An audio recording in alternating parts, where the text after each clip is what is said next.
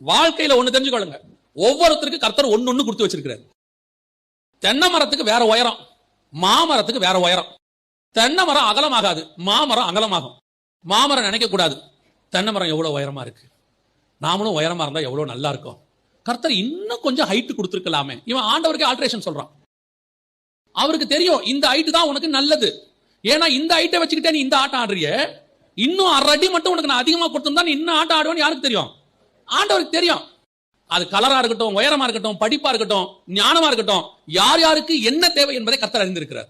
அதுக்கு ஏத்த மாதிரி தான் கொடுத்து வச்சிருக்கிறார்.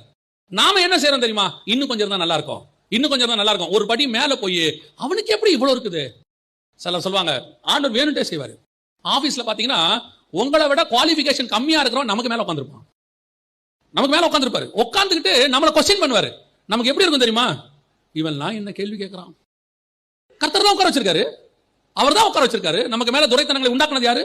கர்த்தர் தான். அதிகாரங்களை துரைத்தனங்களை அவர் தான் உண்டாக்குறாரு. ஏன் உட்கார வச்சிருக்காரு தெரியுமா? நம்ம கிட்ட இருக்கிற சில காரியங்களை உடைப்பதற்கு, சில பெருமைகளை உடைப்பதற்கு. நீங்க அந்த உடைக்கிற இடத்துல நீங்க பொறாம கொள்ள ஆரம்பிச்சிடுறீங்க. அவனுக்கு மட்டும் எல்லாம் கிடைக்குது, இவனுக்கு மட்டும் எல்லாம் கிடைக்குது.